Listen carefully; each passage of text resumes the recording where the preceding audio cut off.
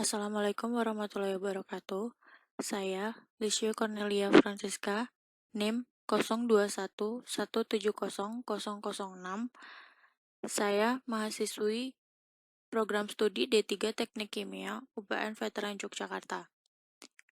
Dalam video ini, saya akan menjelaskan tentang pembuatan etil asetat untuk memenuhi uji komprehensif. Saya akan menjelaskan tentang pembuatan etil asetat. Yang pertama, yaitu pendahuluan. Yang kedua, ada metode percobaan. Yang ketiga, pembahasan. Dan yang keempat, penutup. Pendahuluan. Latar belakang dari pembuatan etil asetat yaitu, dalam ilmu kimia, ester merupakan turunan asam karboksilat yang mana gugus OH pada asam karboksilat diganti menjadi gugus alkil, sehingga menjadi ester dengan rumus RCOOL. Reaksi pembentukan ester disebut esterifikasi.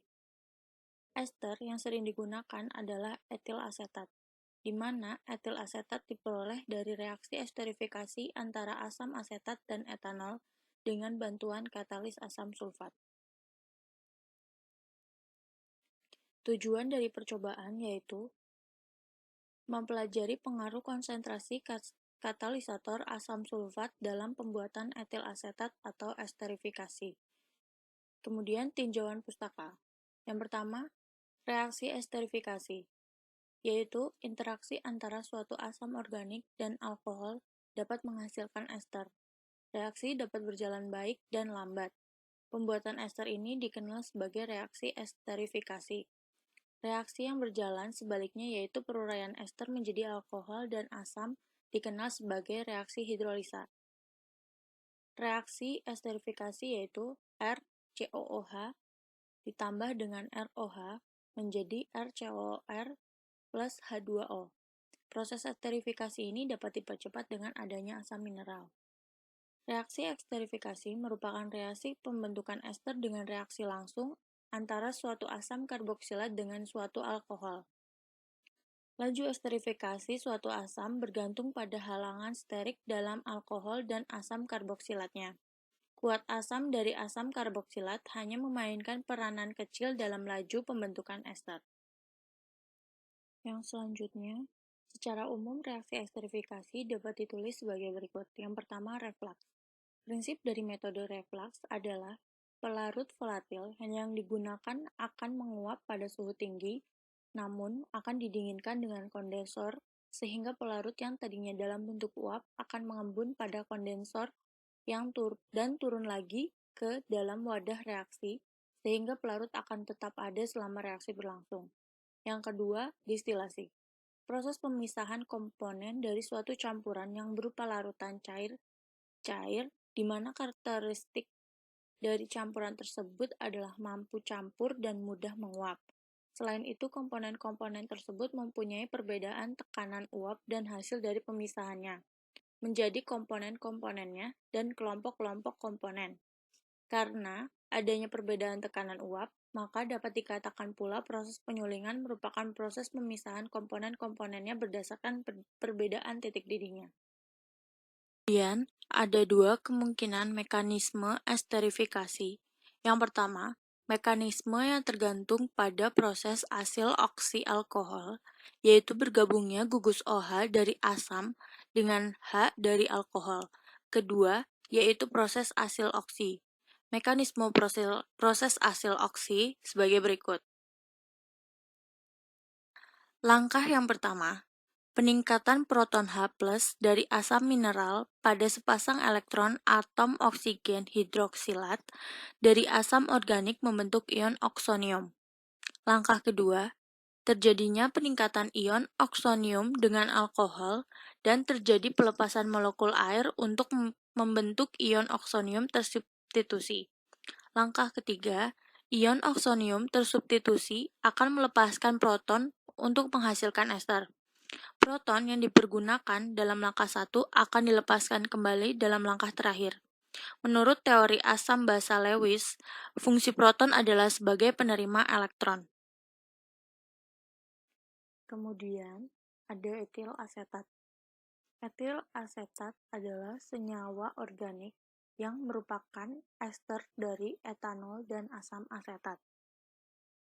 Senyawa ini berwujud cairan tak berwarna, memiliki aroma khas. Etil asetat diproduksi dalam skala besar sebagai pelarut. Etil asetat adalah pelarut polar menengah yang volatil atau mudah menguap, tidak beracun, dan tidak higroskopis. Etil asetat merupakan penerima ikatan hidrogen yang lemah dan bukan suatu donor ikatan hidrogen karena tidak adanya proton yang bersifat asam, atau yaitu hidrogen yang terikat pada atom elektronegatif seperti fluor, oksigen, dan nitrogen. Selanjutnya ada asam asetat glasial. Asam asetat glasial merupakan nama trivial yang merujuk pada asam asetat yang tidak bercampur air. Disebut demikian karena asam asetat bebas air membentuk kristal mirip es pada 16,7 derajat Celcius, sedikit di bawah suhu ruang. Sifat fisika dan kimia bahan ini sebagai berikut. Nama bahan yaitu asam asetat. Rumus molekulnya CH3COOH, titik didihnya 118,1 derajat Celcius, titik lebur 16,5 derajat Celcius, massa molar 60,5 gram per mol, sifat bahan tidak berwarna, rasa seperti cuka, Pascal 4,76 pada suhu 25 derajat Celcius, larut dalam air dingin, air panas. Sumber dari Badan POM RI tahun 2011. Pada pembuatan etil asetat, ada beberapa alat yang dibutuhkan. Di sini saya akan menjelaskan beberapa alat beserta fungsinya. Yang pertama, gelas beker, sebuah wadah penampung yang digunakan untuk mengaduk, mencampur, dan memanaskan cairan. Labu leher 3, digunakan dalam proses destilasi. Yang ketiga, ada gelas ukur, sebagai alat ukur volume cairan yang tidak memerlukan ketelitian yang tinggi. Yang keempat, ada pipet volume, untuk mengambil cairan dengan volume tertentu dengan ketelitian yang lebih tinggi. Kemudian, ada termometer sebagai alat pengukur suhu. Ada pipet tetes, membantu memindahkan cairan dari wadah yang satu ke wadah yang lain dalam jumlah yang sangat kecil, yaitu setetes demi setetes. Kemudian ada propipet, untuk memindahkan cairan dari suatu wadah ke wadah yang lainnya dalam jumlah yang amat kecil, yaitu setetes demi setetes. Corong, sebagai alat bantu untuk memindah atau memasukkan larutan ke wadah yang mempunyai dimensi pemasukan sampel bahan kecil. Lalu, ada bahan-bahan yang dibutuhkan yaitu asam asetat glasial atau CH3COOH glasial, yang kedua etanol atau C2H5OH, yang ketiga asam sulfat, yang keempat kalsium klorida atau CaCl2, yang kelima natrium bikarbonat atau Na2CO3, yang keenam ada padatan magnesium sulfat atau MgSO4. Dan ada rangkaian alat dari pembuatan etil asetat. Gambar pertama yaitu proses reflux. Keterangannya, nomor 1 adalah pendingin balik. Nomor 2 itu adalah labu leher 3. Yang ketiga itu adalah kompor pemanas. Yang keempat ada batu didih. Yang kelima penyumbat. Nomor 6 adalah termometer. Nomor 7 adalah aliran masuk. Nomor 8 adalah aliran keluar.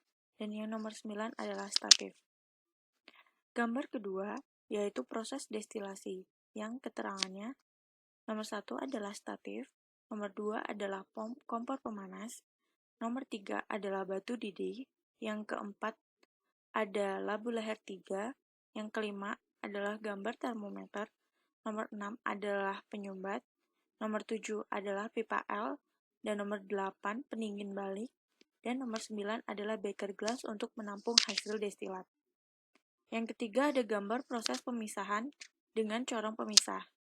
Nomor 1 adalah tutup corong pemisah, nomor 2 adalah corong pemisah, dan nomor 3 adalah beker gelas untuk menampung hasil pemisahan. Metode percobaan. Yang pertama, yaitu menyiapkan alat dan bahan, lalu memasukkan CH3COH dan C2H5OH ke dalam labu didih dan menambahkan batu didih, lalu ditambahkan H2SO4 sebagai katalis. Yang kedua, melakukan proses reflux selama 45 menit pada suhu 30-40 derajat Celcius. Setelah selesai proses reflux, mendiamkan sebentar agar suhunya turun. Yang ketiga, melakukan proses destilasi dengan suhu 70 derajat Celcius sampai diperoleh etil asetat. Kemudian, menetralisir hasil distilat dengan menambahkan larutan Na2CO3 jenuh dan memeriksa pH-nya. Yang keempat, memindahkan etil asetat ke corong pemisah, lalu menambahkan CaCl2 dan menggojok sampai terbentuk dua lapisan. Yang kelima, memisahkan dua lapisan sehingga diperoleh etil asetat, lalu menambahkan MgSO4, lalu mengaduknya beberapa menit. Yang terakhir, memisahkan larutan dengan MgSO4, endapan. Endapan nantinya dapat terpisah sendiri, tidak perlu disaring, dan selanjutnya menimbang hasil etil asetat. Kemudian pembahasan. Pembahasan dari pembuatan etil asetat ini, yaitu pada praktikum pembuatan etil asetat bertujuan untuk mempelajari pengaruh konsentrasi katalisator asam sulfat dalam pembuatan etil asetat dengan esterifikasi. Dengan reaksi sebagai berikut. Asam asetat direaksikan dengan etanol akan menghasilkan etil asetat dan H2O. Proses esterifikasi ini dapat dipercepat dengan adanya asam mineral. Dan ada beberapa fungsi penambahan bahan. Yang pertama yaitu batu didih, yang kedua katalis, yang ketiga reflux, yang keempat destilasi, yang kelima netralisasi, yang keenam ekstraksi, dan yang ketujuh pengurangan jumlah air. Berikut akan saya jelaskan tentang penggunaan penambahan bahan. Yang pertama yaitu penggunaan batu didih. Fungsinya, penambahan batu didih diantaranya untuk meratakan panas sehingga panas menjadi homogen pada seluruh bagian larutan. Pori-pori dalam batu didih akan membantu penangkapan udara pada larutan dan melepaskannya ke permukaan larutan. Atau ini akan menyebabkan timbulnya gelembung-gelembung kecil pada batu didih. Yang kedua, katalis. Asam sulfat pekat di sini berfungsi sebagai katalis yang digunakan untuk mempercepat reaksi. Katalis asam sulfat dalam reaksi esterifikasi adalah katalisator positif karena berfungsi untuk mempercepat reaksi esterifikasi yang berjalan lambat. Selain itu, karena asam sulfat pekat mampu mengikat air atau higroskopis, maka untuk reaksi esterifikasi setimbang yang menghasilkan air, asam sulfat pekat dapat menggeser arah reaksi ke kanan atau ke arah produk, sehingga produk yang dihasilkan menjadi lebih banyak. Kemudian yang selanjutnya reflux. Proses menghomogenkan larutan asam asetat alkohol dilakukan dengan menggunakan reflux. Karena reflux digunakan untuk mempercepat reaksi dengan jalan pemanasan, tetapi tidak akan mengurangi jumlah zat yang ada. Proses ini berjalan pada suhu 70 derajat Celcius selama kurang lebih 1 jam. Suhu pemanasan harus selalu dijaga agar tidak melebihi 70 derajat Celcius, karena dikhawatirkan air akan ikut menguap dan hasil etil asetat kurang murni. Selain itu, reflux juga berfungsi untuk memutuskan ikatan rangkap dari karbon karbonil dengan oksigen CO sehingga akan memudahkan gugus OH untuk menyerang karbon karbonil agar produk etil asetat yang diinginkan dapat diperoleh dalam jumlah yang besar. Kemudian ada destilasi. Proses destilasi ini digunakan untuk memisahkan antara senyawa etil asetat yang merupakan produk utama dengan air atau dengan kata lain untuk mendapatkan etil asetat murni. Destilasi dilakukan selama kurang lebih 30 menit. Saat proses distilasi berlangsung, harus selalu dijaga agar suhu tidak lebih dari 70 derajat Celcius, agar produk samping air tidak ikut menguap. Kemudian netralisasi. Dilakukan dengan menambahkan 60 tetes soda as yang berfungsi menetralkan hasil destilasi. Penetralan diperlukan agar sifat larutan benar-benar bersifat netral. Hal ini dikarenakan dimungkinkan masih adanya sifat keasaman yang dibawa oleh asam asetat. Selanjutnya, ekstraksi. Ekstraksi dilakukan dengan penambahan larutan kalsium klorida ke dalam larutan yang diperoleh. Kemudian dimasukkan ke corong pemisah untuk memisahkan antara senyawa etil asetat dengan pengotor-pengotor yang masih ada dalam larutan. Sehingga, penambahan larutan ini akan membuat ion Ca2+ dapat menarik ion-ion karbonat yang ditambahkan sebelumnya, sehingga membentuk garam CaCl2 dan CaCO3 yang dapat mengendap. Selanjutnya yang terakhir pengurangan jumlah air, yang dilakukan dengan menambahkan garam kristal MgSO4. Penambahan ini bertujuan untuk mengikat sisa-sisa air yang masih terkandung dalam senyawa etil asetat yang diinginkan. Pada percobaan ini, dilakukan refleks selama 45 menit dengan suhu yaitu 30 derajat Celcius sampai 40 derajat Celcius. Setelah direfleks, kemudian didistilasi sampai memperoleh hasil etil asetat. Hasil distilasi dicek pH-nya. Jika hasilnya bersifat asam, maka ditambahkan Na2CO3 sampai pH-nya netral. Lalu ditambahkan CaCl2 dalam corong pemisah sehingga terbentuk dua lapisan, H2O di bawah dan etil asetat di atasnya. Kemudian etil asetat diambil dan ditambahkan padatan MgSO4 dan diaduk hingga memperoleh endapan putih yang tidak menyatu dengan etil asetat, dan etil asetatnya diambil. Berdasarkan percobaan, didapatkan bahwa etil asetatnya berwarna kuning cerah dan berbau seperti balon tiup. Pada percobaan pembuatan etil asetat ini, juga ada beberapa faktor yang dapat mempengaruhi berhasilnya percobaan, yaitu yang pertama, proses reflux dengan waktu yang optimal dapat terjadi reaksi yang setimbang. Selain itu, suhu juga perlu diperhatikan. Yang kedua, adanya alkohol yang ikut teruapkan keluar sehingga jumlahnya berkurang, dan hasil etil asetat juga berkurang. Maka harus dipastikan pada proses reflux harus dalam posisi yang sangat rapat. Yang ketiga, pada proses destilasi, suhu dapat mempengaruhi karena jika suhunya di atas titik didih H2O, maka nanti akan ikut teruapkan. Yang keempat, kesetimbangan komponen perlu juga diperhatikan. Kemudian, penutup.